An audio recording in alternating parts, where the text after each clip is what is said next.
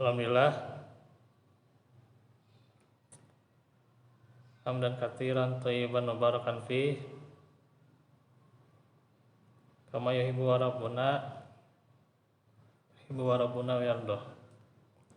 Asyhadu an la ilaha illallah wahdahu la syarikalah wa asyhadu anna Muhammadan abduhu wa rasuluh la nabiyya ba'dah.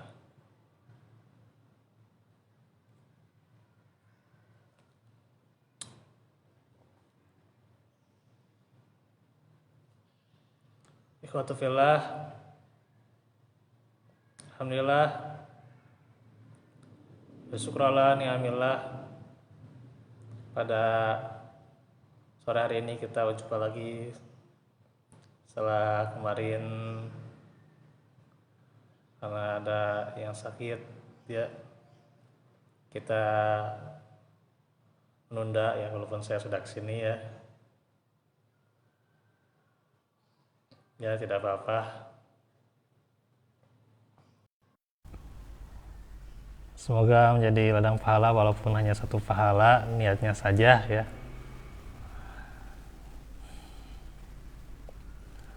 Dan insya Allah kita pekan ini Rabu dan Kamisnya ya, mudah-mudahan Allah lancarkan.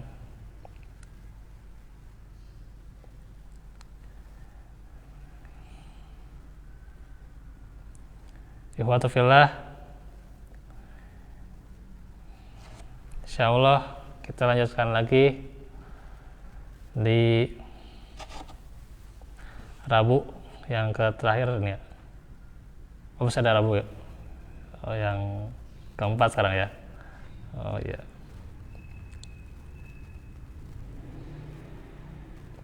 Berarti sekarang belum Rabu yang terakhir ya? Kalau saya ada Rabu ya? Saya belum lihat tanggal.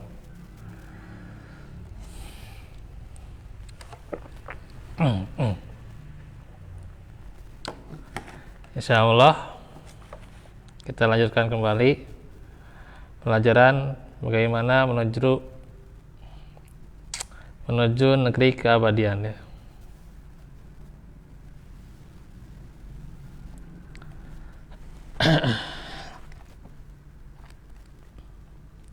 Sambil saya cek. Oh ya.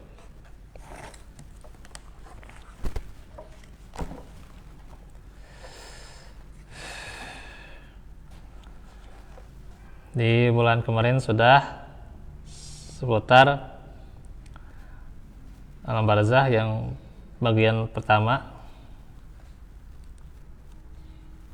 Dan hari ini kita juga pelajari lagi tentang alam barzah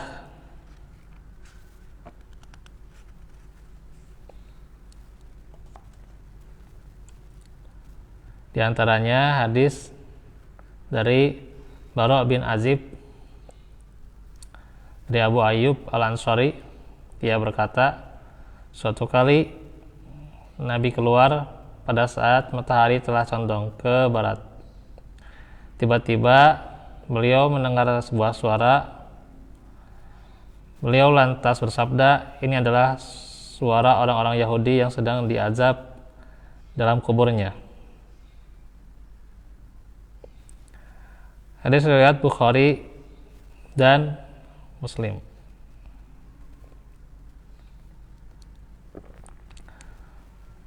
Terus juga dari Abdullah bin Abbas radhiyallahu anhuma. Nah, ini hadis yang sudah masyhur ya. Ia berkata, suatu kali Nabi berjalan melewati dua buah makam ya. Ya bahasa kita mah kuburan terusnya ya. Ya kita ini kan makam gitu ya gitu. Soalnya kuburan maksudnya ya.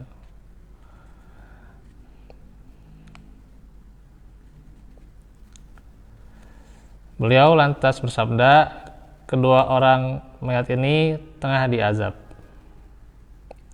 Keduanya diazab bukan karena melakukan sebuah dosa besar menurut pandangan mereka, Namun begitulah, sebenarnya keduanya adalah dosa besar. Salah satu dari keduanya sering mengadu domba, sedang orang yang satu lagi tidak menutupi dirinya, atau dalam riwayat yang lain tidak bersuci saat kencing, ya. Beliau mengambil sebatang pelepah kurma yang masih basah, mematahkannya menjadi 2 bagian dan menancapkannya pada masing-masing potongan pelepah kurma itu di makam atau di kuburan khususnya, ya. Beliau kemudian bersabda, semoga siksaan bagi keduanya diringankan selama kedua pelepah kurma itu, atau yang ini ya, yang ditancapkan, belum kering. Ini riwayat Bukhari dan Muslim.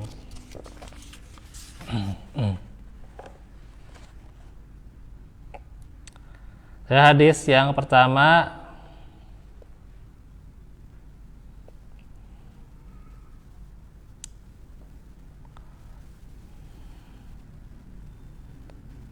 kita jelaskan dulu, ya, kenapa Nabi bisa mendengar suara orang yang tengah diazab di kuburnya. Bukannya siksaan di sana semua bisa mendengar kecuali manusia dan jin, ya.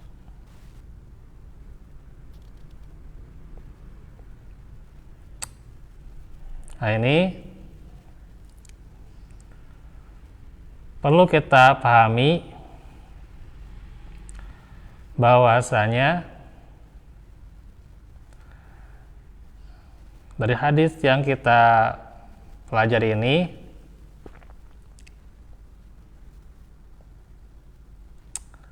tentu ada kekhususan bagi Nabi Sallallahu Alaihi Wasallam, ya.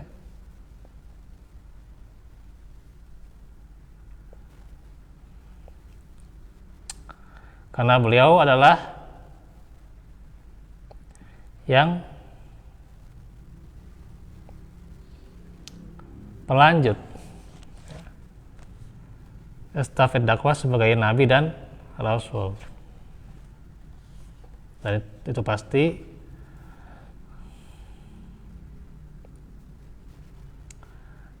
adanya sebuah,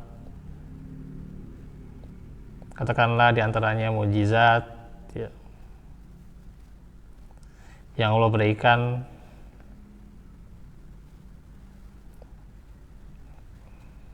pada kejadian tertentu, ya, untuk menegaskan bahwa apa yang dibawa oleh Nabi itu adalah hak, ya, benar adanya, ya, dengan adanya mukjizat itu. Pula menerangkan bahwa dia Rasulullah Sallallahu Alaihi Wasallam juga, ya.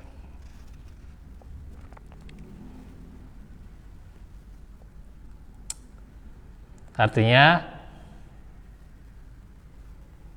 beberapa hal yang tentu merupakan kekhususan Nabi itu Allah saat itu pula, ya, karena yang namanya mujizat itu kan terjadinya sesekali, bukan berulang-ulang, ya. Tongkat berubah jadi ular pada kejadian Nabi Musa, ya, tidak berulang-ulang, nanti tongkat jadi ular, ya, sesekali saja, gitu.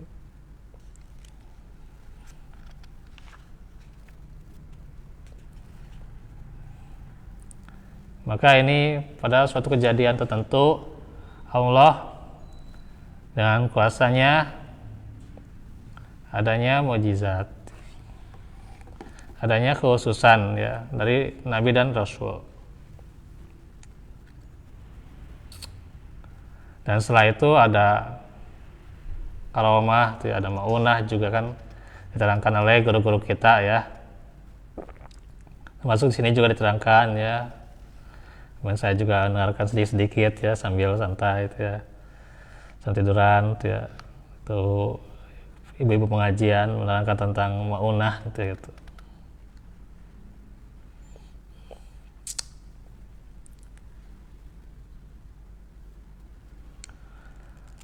Terlepas dari itu ya,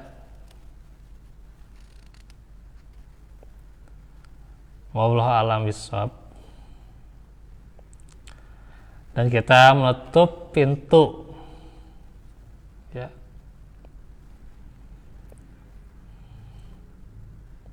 pintu-pintu yang bisa jadi membawa hal-hal yang mengkultuskan seseorang ya. Yaitu keyakinan bahwa seseorang punya pembuka lah gitu, atau dalam apa istilahnya itu kasyaf ya, dia bisa mendengar yang gaib, melihat yang gaib karena dia sudah mencapai level tertentu ya.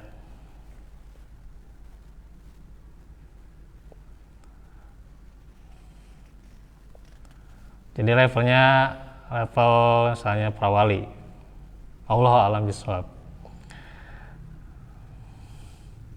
sampai-sampai bukan hanya hal yang gaib bisa berjalan di atas airnya jika di Naruto gitu. Sanes nganggo kekuatan shinobi ya tamanya Pak. Gitu.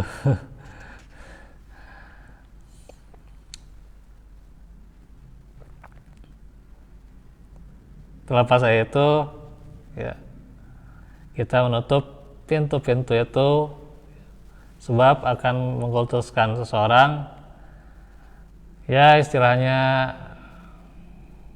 zaman sekarang itu mendewa-dewakannya itu, sehingga bahkan sampai kemaksiatan itu diizinkan karena dia adalah seorang wali. Masya Allah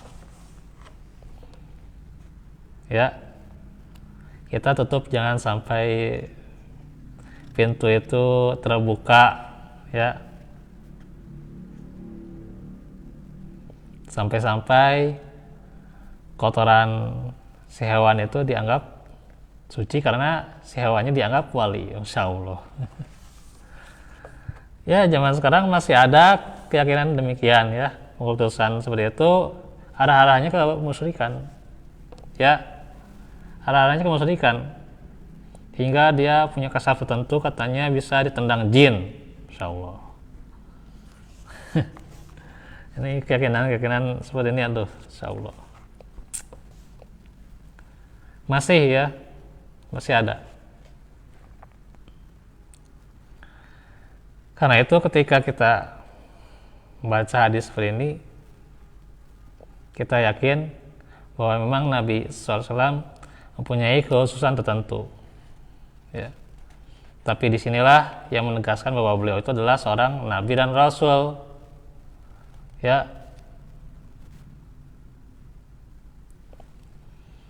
Dan mukjizat itu bisa terjadi sekali ya, tidak berulang-ulang. Itu yang saya dengarkan dari Ustadz Agus Solihin ketika di kajian tafsir ya di Al-Furqan ya, di Masjid Al-Furqan Serindah ya.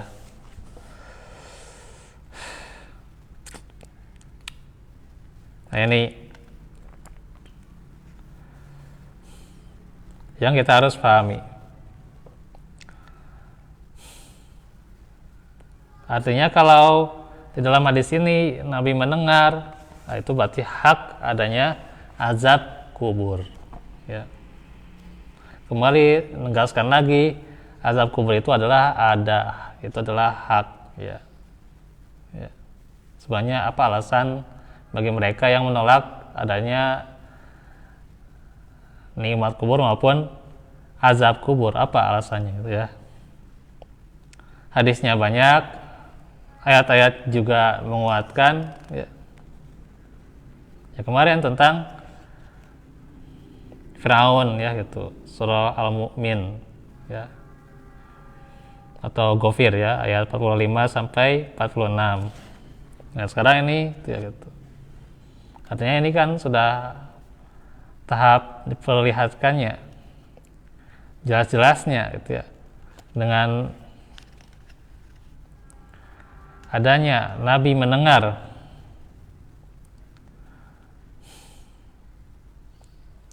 gitu ya, dua orang yang itu yang hadis yang selanjutnya ya, ini hadis yang Yahudi yang diazab ya gitu.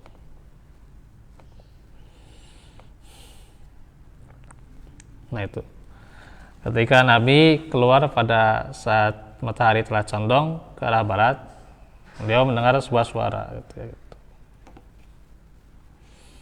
Nah itu artinya ini kan kekhususan, kan ada pengecualian bahwa para nabi dan rasul ya, bisa melakukan atau hal tertentu di kejadian tertentu juga ya gitu, bahwa Nabi SAW juga bisa saat itu pula melihat jin,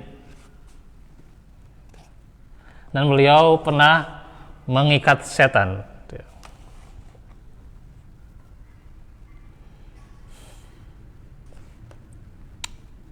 Itu.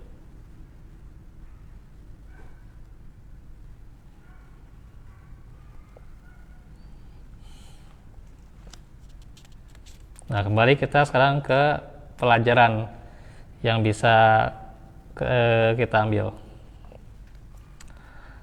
yaitu orang-orang kafir yang sudah jelas diazab dalam kuburnya ya. Ya tidak beliau mohonkan ampunan ya. Karena sudah jelas ya, untuk orang-orang kafir, dan itu sudah diterangkan kita di pelajaran yang lalu ya. Sekarang hadis yang kedua yang dari Abdullah bin Abbas radhiyallahu anhuma. Nah ini tentang dua orang ya yang sedang diazab karena dosa besar ya. Yang satu adu domba, yang satu lagi tidak menutupi dirinya atau tidak menutup auratnya ya, dalam riwayat yang lain juga, atau juga tidak bersuci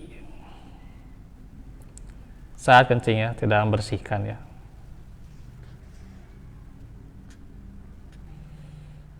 Nah ini dosa-dosa demikian itu bisa jadi penyebab azab kubur ya. Kalau kemarin kan tentang pertanyaan malaikat Munkar dan Nakir ya. Kalau ini tentang kemaksiatan yang pernah dia lakukan karena di dunia dia melakukan sebuah kemaksiatan ya, atau dia tidak bersih ya, tidak suci dalam taharah, nah itu bisa menjadi penyebab azab kubur ya.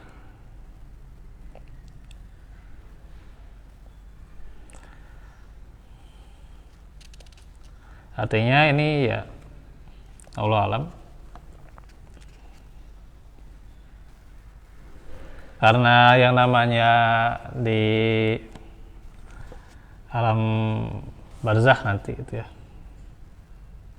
orang itu ya kita sendiri tidak tahu keadaannya gimana nanti, apakah bisa menjawab pertanyaan malaikat atau tidak Terus apakah kita masih mempunyai dosa kezaliman pada orang lain, atau dari ibadah kita taharahnya kurang gitu ya. Itu juga jadi penyebab azab kubur.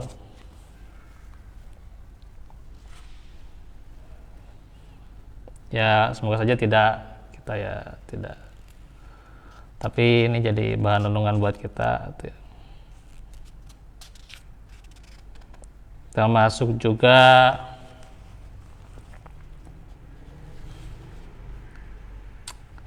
ya dalam buang air kecil kan, di sini kan kasusnya ya. Di sini juga kasusnya adalah mengadu domba.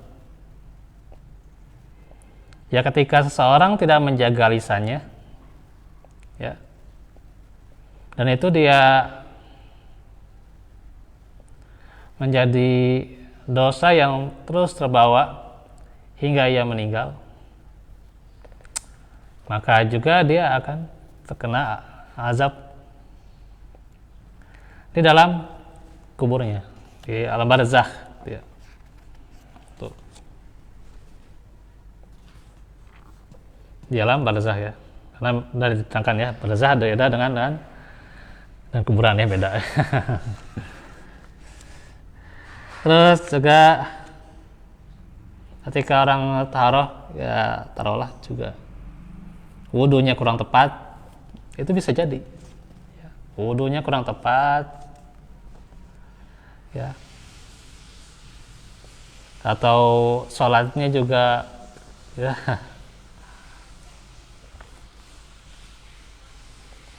termasuk juga ketika wudu tidak basuh mata kakinya kan, bahkan disebut oleh Nabi penyebab seseorang itu disiksa di api neraka. Ya termasuk juga kalau dia di alam barzakh ya gitu, bisa jadi. Nah, ini dosa-dosa yang kadang dianggap ringan ya, dianggap kecil lah, dosa-dosa kayak gini lah gitu. Kita maki-maki orang, kita gitu ya,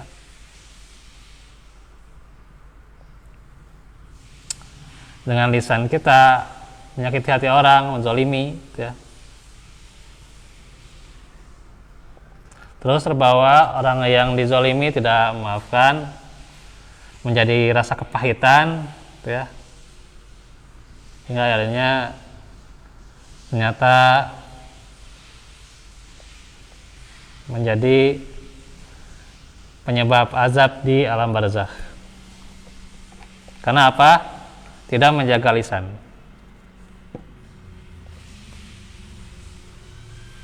Ya.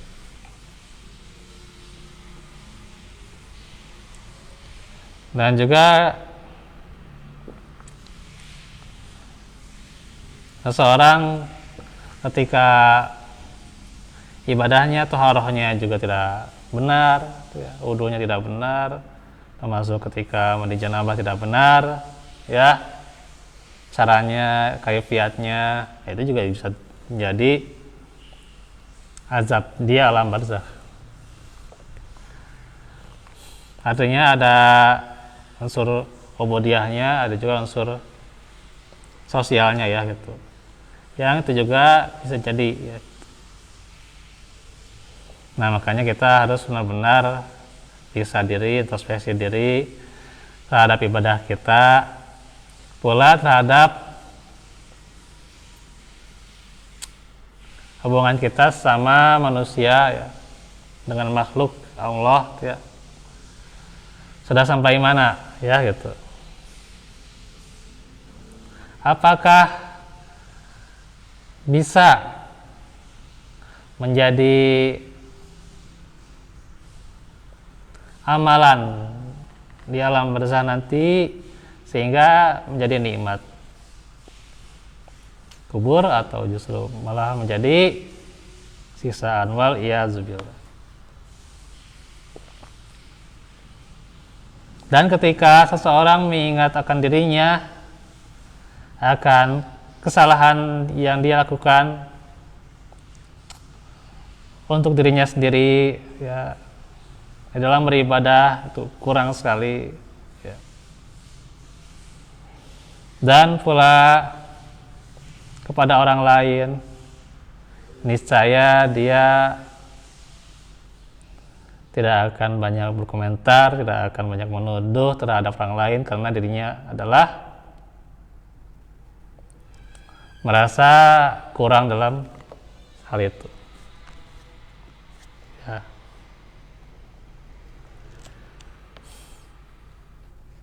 Karena dia khawatir ini nggak bisa menyelamatkan saya nanti dari alam barzakh gitu ya. Dan dosa yang kadang diremehkan gitu ya.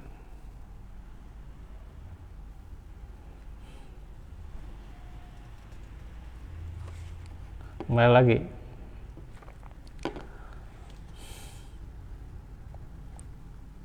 kalaulah seseorang mengetahui akan keadaan dirinya, misalnya dia menutupkan lisannya dari banyak berkomentar, banyak menuduh,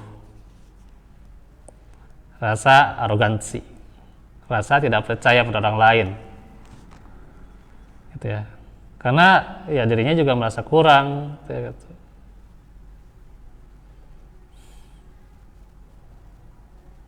Karena itulah ya ngeri ya tentang hadis siapa itu ya, bukan hadis ya, saya lupa nih, tentang Umar bin Khattab ketika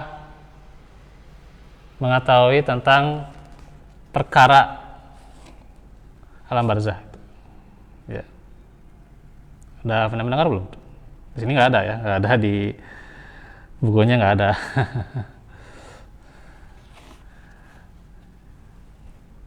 Ntar ya, saya sedikit masih sambil searching aja, nggak apa-apa ya.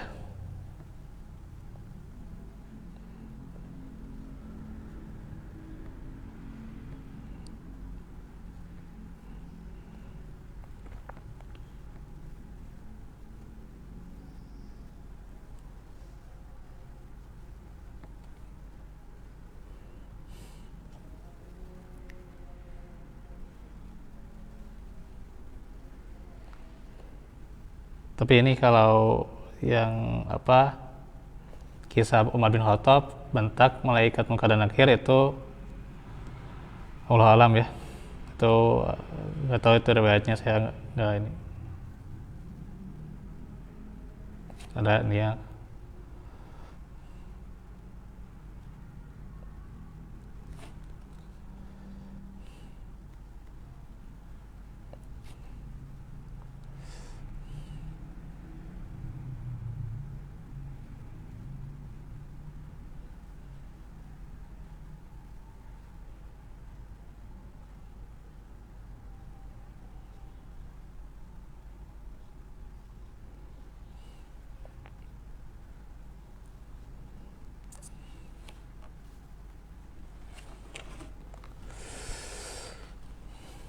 Yang ada di sini kalau di searching ya ini tentang ini, kisah Umar bin Khattab membentak malaikat munkar dan nakir, itu nggak tahu riwayatnya gimana itu ya. Saya nggak ini ya, nggak menerangkan kalau ini hadisnya agak ini.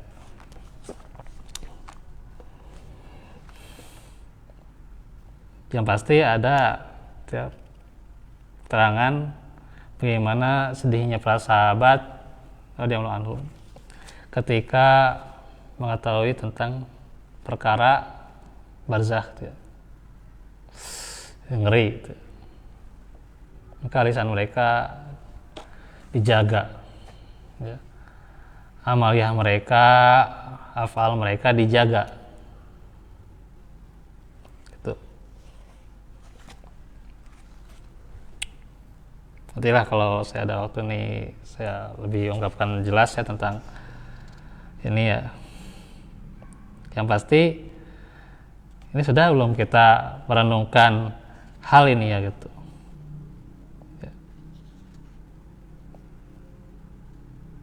Dan kalau saja kita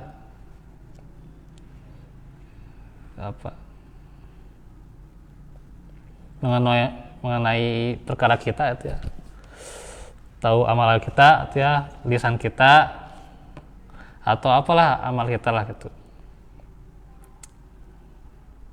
Ini bisa nggak kita jadi perisai nanti di alam barzakh ya, sehingga yang dapat malah kebahagiaan di alam barzakh itu sendiri ya.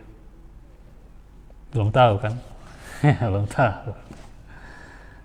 Coba kita introspeksi ya, sebelum tidur itu kan renungkan diri ya, gitu, akan bahwa apa yang kita alami ya mungkin karena perbuatan kita pula ya, gitu. Maka kan Nabi mengatakan ketika kita tahu perkara ini, apalagi kalau disingkapkan yang namanya gaib, waduh, waliyadzubillah. Ya, alhamdulillah kita tidak disingkapkan ya gitu. Niscaya kita ya sedikit tertawa dan banyak menangis. Ya. Nggak bisa lah kita bercanda-canda ya, senda gurau gitu ya, enak gitunya gitu. Hidup tanya senda gurau, ceria lah gitu. Karena apa? Kita tahu perkara kita nanti di alam barzakh. Coba dengan amalan kita yang segitunya, kita tahu bahwa kita akan diazab. Wah, gitu.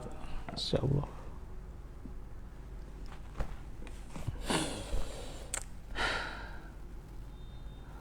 Maka saatnya kita jaga lisan kita, ya. Makanya kata Umar bin Khattab apa? Kemarin di satu saya apa? Aku tidak menyesali banyak diamku, ya. Tetapi aku menyesali banyak bicaraku, ya. Karena apa? Zuhudlah dalam berbicara, ya. Kita harus zuhud dalam berbicara. Ya. Ya walaupun ya bukan berarti diam terus, ya. Enggak ya. Ya berkata juga harus yang bermanfaat ya. Tapi kalau di zaman sekarang ya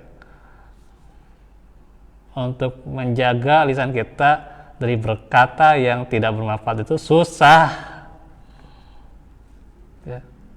Makanya kalau para ulama ya kita sebut siapalah gitu, saya juga nih ada di status ya, saya, kalau dijabarkan satu-satu itu panjang ya gitu. Itu banyak diam, lain banyak diam cicingen, eraeun gitulah gitu, bukan. Tapi dia tahu perkara dirinya, amalnya sedikit tidak akan bisa menyelamatkan dirinya, gitu ya. Kenapa? Sering muhasabah, gitu ya. Ya merasa amal sedikit ya bagus ya, agar kita termotivasi untuk terus beramal, walaupun ya sejatinya kita tidak tahu amal kita ya, gitu. Tapi dari apa yang kita renungkan ya sungguh sedikit sekali kita ya. Sedikit kita mensyukuri dari nikmat Allah, insyaallah. Sedikit sekali kita mensyukuri dari pemberian orang tua kita. Sedikit sekali kita bersyukur atas pasangan kita. Sedikit sekali. Ya. Maka saatnya ya, tapi nggak ada hari nangis berjamaah, nggak ada ya. Hari nangis berjamaah, jangan ya. Saatnya kita sadar diri ya, gitu. Ini menerangkan seperti ini aja, ini luar biasa nih. Saya sebenarnya ingin menerangkan tentang surah Qaf ya gitu. Kenapa sampai dosa lisan itu ya? Kenapa tentang lisan itu ya bisa sampai ke keadaan kita di alam barzakh ada di surah Qaf. Nah itu panjang gitu ya. Cuman saya nggak ada waktu di sini, kalau nanti dijelaskan lagi ya habis waktunya, ini juga belum menjelaskan semuanya. Ya gitu. Ngeri Pak, ngeri alam barzakh itu Pak, ngeri. Dunia itu nggak ada apa-apanya. Ya. Kesenangan kita, ceriaan kita, senda gurau kita nggak ada apa-apanya. Lihat nanti keadaan kita di alam barzakh. Ya nanti kapan? Ketika kita sudah meninggal. Aduh, makanya kalau orang yang meninggal, insya Allah. Ya, ini saya belum menerangkan juga nih tentang kenapa beliau mengambil pelepah kurma itu. Ya ini yang pasti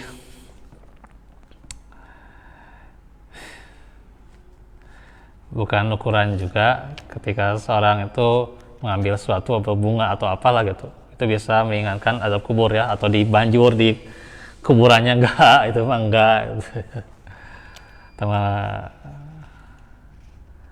nggak benar itu ya gitu. Ini mah beliau itu kan mengharapkan supaya diringankan azabnya, dan ya pelepah kurma itu kan belum kering, berarti kan itu kan ukurannya gitu ya, ukuran bahwa keduanya sedang diringankan azab di kuburannya ya, di alam kubur ya gitu. Masya Allah ya, jadi ngeri ini. Ya nanti kita terangkan lagi di kesempatan berikutnya ya. Kurang lebihnya mohon maaf, wa'afu minkum. Insya Allah ini masih banyak hadis-hadisnya ya. Itu saja dahulu ya. Wa'afu fikum. Jadi besok juga kita lanjutkan tentang rambu-rambu penuntut ilmu yang kemarin tertunda ya gitu. Kita tutup saja dengan doa kafaratul majelis. Subhanakallah anta astaghfiruka wa atubu ilaik. Rabbana atina fid dunya hasanah benar. Aqul qawli hadza wa astaghfirullah wa lakum. Wassalamualaikum warahmatullahi wabarakatuh.